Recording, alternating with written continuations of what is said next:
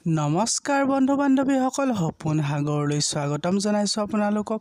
আজি মই আপোনালোকৰ ওচৰত আলোচনা কৰিবলৈ ওলাইছো এনে 5টা সপোনৰ কথা, যিকেইটা সপোন যদি কেনেবাকৈ আপুনি দেখিছে কাৰো লগত কেতিয়াও শ্বেয়াৰ নকৰিব। কাৰণ জ্যোতিষ শাস্ত্ৰ অনুসৰি যিবোৰ শুভ সপোন হয়, যিবোৰ সপোনে আমাক সুসংবাদ লৈ আহে, সেই সপোনবোৰ যদি আমি ঘৰৰ বা বেলেগৰ লগত যদি শ্বেয়াৰ কৰি দিওঁ, তেতিয়াহ'লে সেই সুসংবাদবোৰ আমাৰ যি পাবলগীয়া শুভ ফলবোৰ আমি নাপাওঁ। কাৰণ সপোনত যিবোৰ সপোন বেয়া হয়, সেয়েহে কোৱা হয় যে সপোন শাস্ত্ৰত যি লিখা আছে যে যিবোৰ সপোন খুব ভয়ানক বা খুব বেয়া ফলদায়ক হয়, সেই সপোনবোৰ চবৰ লগতে শ্বেয়াৰ কৰি দিব লাগে। শ্বেয়াৰ কৰিলে সেইবোৰৰ ফল পোৱা নাযায়, আৰু যিবোৰ শুভ সপোন যদি শ্বেয়াৰ কৰি দিয়ে তেতিয়াহ'লে সেই যি ফল শুভ ফলো পোৱা নাযায়। সেয়েহে এনে যদি 5টা সপোন আপুনি কেনেবাকৈ কেতিয়াবা দেখিছে, সদায় গোপনে ৰাখিব। কাৰণ এইকেইটা সপোনে আপোনাৰ ভাগ্য ফুলাব পাৰে। কাৰণ যিহেতু দেখাটো এটা স্বাভাৱিক প্ৰক্ৰিয়া হয়, আৰু এই সপোনে আমাক আহিবলগা দিনকেইটাৰ বিষয়ে বহুত ডাঙৰ সংকেত দি যায়। যদিও বেয়া সংকেত কিছুমান সপোনে দিয়ে, আৰু কেতিয়াবা কিছুমান সপোনে বহুত ভাল সংকেত দিয়ে। গতিকে আপোনালোকৰ ওচৰত এই সপোনকেইটা শ্বেয়াৰ কৰিব ওলাইছোঁ, যিকেইটা সপোনে আপোনাক খুব ধনৱান বনাব পাৰে বা আপোনাৰ সুখ শান্তিৰ লগতে জীৱনটো আনন্দদায়ক কৰিব পাৰে। যদি আপুনি কেনেবাকৈ গভীৰ নিন্দাত সপোন দেখিছে, নিজৰা পানী বৈ থকা যদি কেনেবাকৈ দেখিছে, এইটো এটা বহুত ভাল সপোন হয়। এনে সপোন দেখিলে কি হয়, আপোনালোকৰ জীৱনত যি চলি থকা সমস্যাৰ লগতে যি আপোনাৰ মানসিক চিন্তা যি হৈ আছিলে, বা টকা পইচাৰ লগত জড়িত হওক, কামৰ লগত জড়িত হওক, বা যিকোনো সমস্যা হওক, সেই সমস্যাবোৰ অতি শীঘ্ৰে দূৰ হৈ আপোনাৰ মন উৎফুল্লিত হ'বলৈ বেছি সময় নাথাকে। কাৰণ ভগৱানে আপোনাক এইটোৱে ইংগিত দিছে যে আপোনাৰ মনো তেনেধৰণে নদীৰ পানী যেনেধৰণে বৈ থকা দেখিছে, তেনেধৰণে আপুনি যি কৰ্ম কৰিব সেই কৰ্মত উন্নতিত আগবাঢ়িব পাৰিব, উন্নতি পথত। গতিকে সপোনত নিজৰা পানী বৈ থকা দেখাটো বহুত শুভ সংকেত হয়। এনে সপোন দেখিলে কাৰো আগত কৈ নিদিব, কেতিয়াও নক'ব। আৰু যদি সপোনত কেনেবাকৈ আপুনি খুব বাৰে বাৰে যদি তীৰ্থস্থান দেখিছে, বা ক'ৰবাত মন্দিৰত গৈ পেলাই আপুনি পূজা কৰিছে, বা বেলেগেও পূজা কৰা দেখিছে, বা আপুনি গৈছে, আপুনি চাই আছে, এনেকুৱা যদি খুব ঘনকৈ কেতিয়াবা দেখিবলৈ ধৰিছে, বা দেৱ দেৱীক যদি আপুনি দেখিছে, প্ৰতিমা দেখিছে, তেতিয়াহ'লে আপুনি গম পাব আৰু এটা কথা নিশ্চিত হ'ব যে আপোনাৰ ভগৱানৰ আশীৰ্বাদ আপোনাৰ লগত আছে, আৰু এই থকাৰ কাৰণে আপুনি এনেকৈ সপোনত দেখিছে। কাৰণ দৈবিক যি আপোনাৰ শক্তি, সেই শক্তি আপোনাৰ লগত আছে।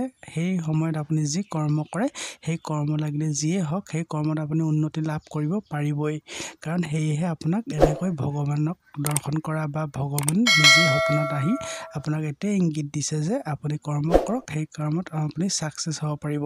যদিও আপুনি মানসিক চিন্তাত আছিলে, যদি ক'ৰবাত আপুনি কিবা আপোনাৰ পইচাৰ লগত সমস্যা আছিলে, সেই সমস্যাবোৰ অতি শীঘ্ৰে দূৰ হয়। কাৰণ সেই সময়ত আপোনাৰ খুব উন্নতি হোৱাৰ যুগ হয় সেইবোৰ সপোন দেখিলে। সেয়েহে এনেকুৱা সপোনবোৰ কাৰো আগত নক'ব।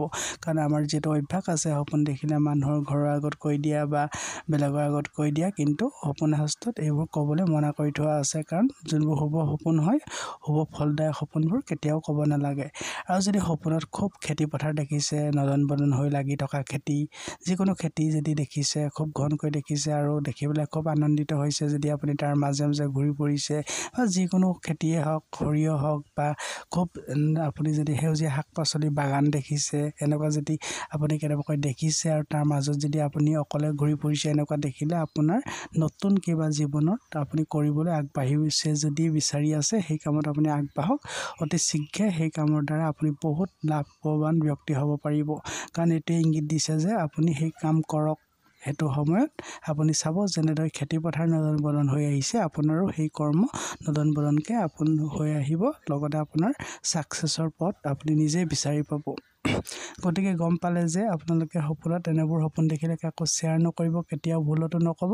কাৰণ নহ'লে এই শুভ ফলবোৰ আপুনি আনলোকৰ ওচৰত অহাৰ পৰা ৰখি যাব। সেয়েহে সপোন যিহেতু আমি এনেই নেদেখোঁ, সপোন শাস্ত্ৰৰ অনুসৰি যিহেতু আগৰ দিনৰ মানুহবোৰে সপোনত এইবোৰ বস্তু দেখি, বা কি বস্তু কেতিয়া দেখিলে কি হয়, অশুভ সংবাদ পালেও তাৰ পৰা বাচি থাকিছিলে, আৰু যিবোৰ শুভ সংবাদ সেইবোৰ আগতীয়াকৈ গম পাই সেইবোৰ নিজৰ কৰ্ম কৰি গৈছিলে। কাৰণে সিহঁতে শান্তিত, বা যি কৰ্ম কৰে সেই কৰ্মৰ দ্বাৰা সিহঁতে নিজৰ জীৱন যাপন কৰি গৈছিলে, আৰু সুখ শান্তিৰে জীৱন যাপন কৰিছিলে। গতিকে সপোন শাস্ত্ৰ যিহেতু পৌৰাণিক বস্তু হয় আৰু সেই সপোন শাস্ত্ৰত যিবোৰ কথা আজিও চলি আহিছে কাৰণ সপোন যিহেতু দেখাটো এটা স্বাভাৱিক প্ৰক্ৰিয়া হয় আমি সপোন সদায় দেখোঁ কিন্তু সেই প্ৰত্যেক সপোন যদি আমি গভীৰ নিন্দাত দেখোঁ আৰু ৰাতিপুৱালৈকে মনত থাকে এই সপোনবোৰে কিন্তু আমাক বহুত ডাঙৰ সংকেত দি যায় গতিকে এনেবোৰ সপোনৰ সংকেতক কেতিয়াও আপোনালোকে এনেই বুলি ইগনৰ কৰিব নালাগে আৰু যিসকল ব্যক্তিয়ে জানে তেওঁলোকে সকলো কথা ভালদৰে পালন কৰে